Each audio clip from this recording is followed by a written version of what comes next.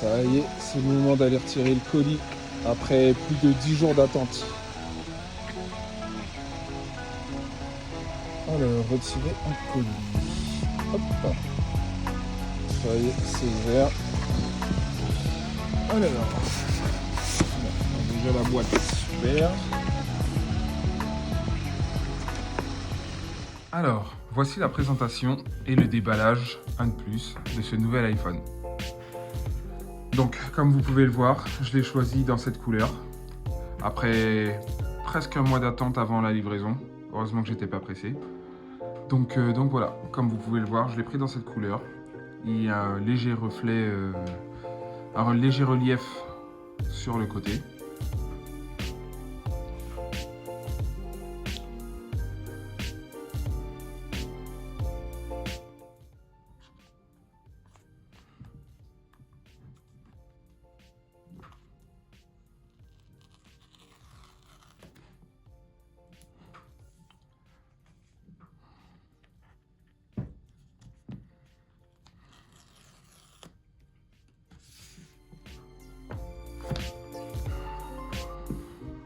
Désolé pour les changements de lumière, c'est très nuageux aujourd'hui.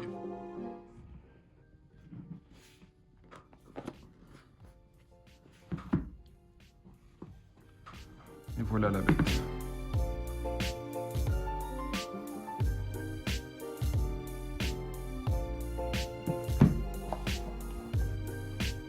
Et tout de suite, une comparaison avec mon iPhone 11 Pro Max. Que je rappelle, je le trouve vraiment magnifique. Avec ce dos dépoli, vraiment quelque chose, et des tranches arrondies. C'était déjà un bijou, hein, comme vous pouvez le voir. Ok, c'est un design dépassé, mais je trouve qu'il a bien vieilli. Donc voilà.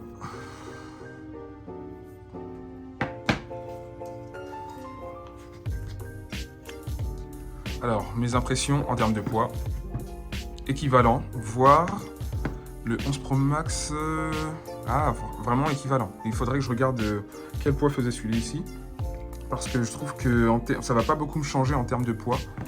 On va changer de main pour voir. Mais ah non, il est peut-être quand même plus lourd. On va continuer ce moment ASMR.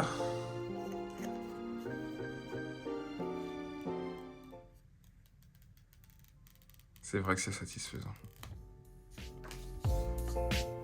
Entre mon 11 Pro Max et ce 17 Pro Max, je vais en avoir des choses à rattraper en termes d'utilisation. Là, j'aperçois déjà le Dynamic Island, que je n'avais pas. Moi, je n'avais encore le Notch. Donc, ça va m'en faire des petites choses à apprendre. Et voilà, on se retrouve après la mise à jour, ainsi que le transfert de toutes mes données. Comme vous pouvez le voir, c'est le même fond d'écran qu'il y avait sur mon téléphone. Bon, après, je ne vais pas vous apprendre le transfert des données. Donc, petite remarque, même si oui, il fait soleil, je trouve qu'il a quand même chauffé, chose qui ne serait pas arrivée avec mon 11 Pro Max. Je trouve j'ai l'impression qu'il va chauffer très facilement, malgré la chambre à vapeur qui a été installée. En tout cas, l'impression, voilà, l'impression qu'il y a de le tenir en main, alors il est très glissant, je suis pressé de mettre la coque. L'impression en main, c'est agréable, mais c'est pas plus agréable, je pense, que le Titane, ou même que la prise en main de mon 11 Pro Max. Donc ça y est, la configuration est terminée, les applications finissent de se mettre à jour. J'aime beaucoup les animations, je vois déjà quelques petites différences, notamment avec les icônes, mais encore une fois, ce sont des différences que j'ai vues sur l'iPad. Donc comme vous voyez, les mises à jour des applications continuent à se faire. Donc je vais passer à la suite. Maintenant, je vais vous parler des coques de protection. Alors, pour mon iPhone 11 Pro Max, alors, cette vidéo n'est pas sponsorisée, je suis trop petit pour être sponsorisé. À la base, j'avais acheté ces coques de protection là, Force Glass, comme vous voyez, c'était des coques garanties à vie. Et j'en ai été très content. Maintenant, j'ai eu envie de changer pour les fameuses coques Rhino Shield que je vais mettre de ce pas. Alors déjà, première chose, c'est que effectivement, le fait que ce soit en aluminium comme ça a l'air de vraiment moins prendre les traces de doigts. C'est-à-dire que là, avant de mettre des coques, j'aurais potentiellement tout essuyé avec un chiffon. Là, ce n'est pas spécialement la peine. Je trouve que pas de traces de doigts, donc c'est l'avantage. Donc je vais pouvoir la mettre comme ça. On se retrouve après le fait d'avoir posé et le verre trempé, parce que j'ai confiance dans le Ceramic Shield, mais effectivement je ne vais prendre aucun risque. Pendant l'achat, j'ai eu ça offert, donc ce sont des protections de lentilles en titane, enfin couleur titane. Et donc là, j'ai un verre trempé et une coque. Donc vous pouvez le voir, le packaging est très simpliste. Hop, ça va très vite à sortir, contrairement à celui-ci qui, par exemple, avait un autre genre de présentation. Donc voici la coque transparente.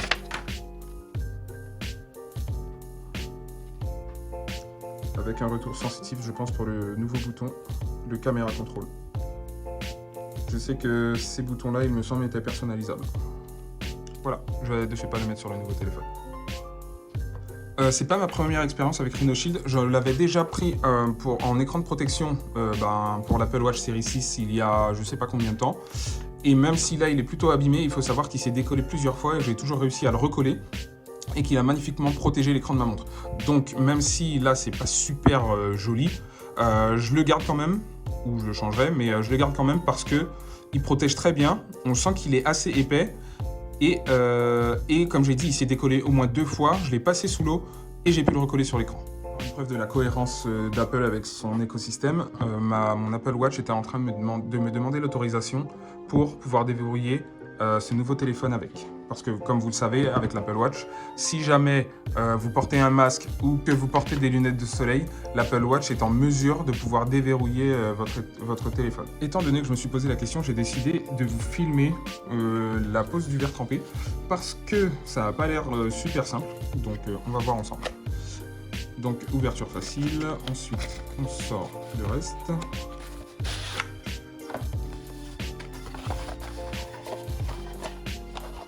Donc, quand j'ai vu ça, je me suis quand même posé des questions de comment ça se met.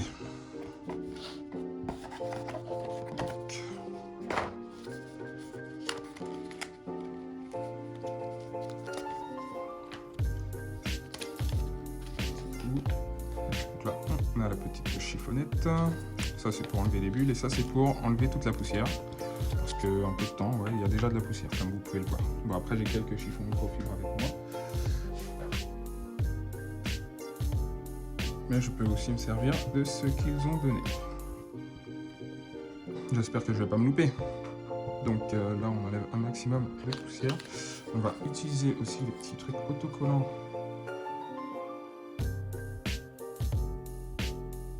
Ensuite, je vais faire un truc là-dessus. Ah non, on va pas le faire là-dessus.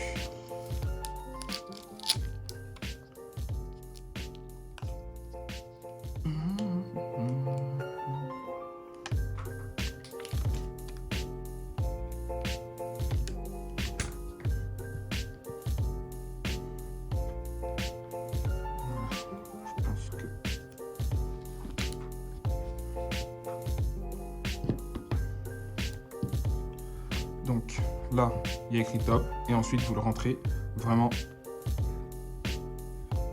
Il doit venir vraiment s'emboîter.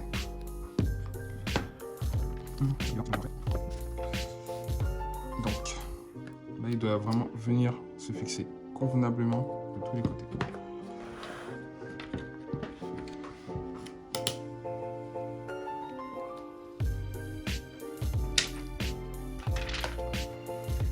Je ne sais pas si vous êtes en train de le voir, mais une évolution de la pose qui est en train de se répartir tout seul.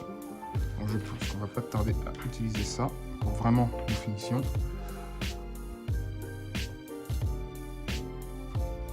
Je ne sais pas si vous le voyez à la caméra, mais il y a encore quelques bulles. Donc là, on va venir utiliser la raclette pour se débarrasser vraiment de toutes les bulles. Bon là il y en a une grosse là-dessous, mais visiblement elle est un peu dure à atteindre. Bon, normalement c'est censé être une pose parfaite, hein. J'espère qu'il n'y aura pas de bulles. Maintenant on va procéder en fait d'enlever ça.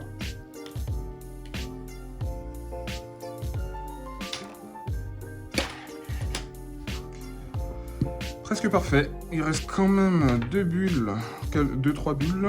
On va voir si ça s'en va comme ça, j'espère, parce qu'à ce prix-là, on veut un résultat parfait. C'est bon, ça s'en va. Donc voilà, l'installation du verre trempé est c'est vrai qu'il est parfaitement installé sur les bords, il n'y a pas de souci, il n'y a pas de bulle et il semble agréable sous les doigts. Me revoilà quelques jours après avec la pose du verre trempé qui a tenu le choc de façon optimum. Pas de bulle, toujours pas, toujours aussi agréable sous les doigts. La coque, voilà ce que ça donne, surtout sur la couleur de cet iPhone. Donc il faut faire un petit peu attention puisque en fait avec cet encart ça prend facilement la poussière dans la poche, mais c'est pas très grave, hein. Là je pinaille. La coque est très agréable, j'aime beaucoup le retour des boutons.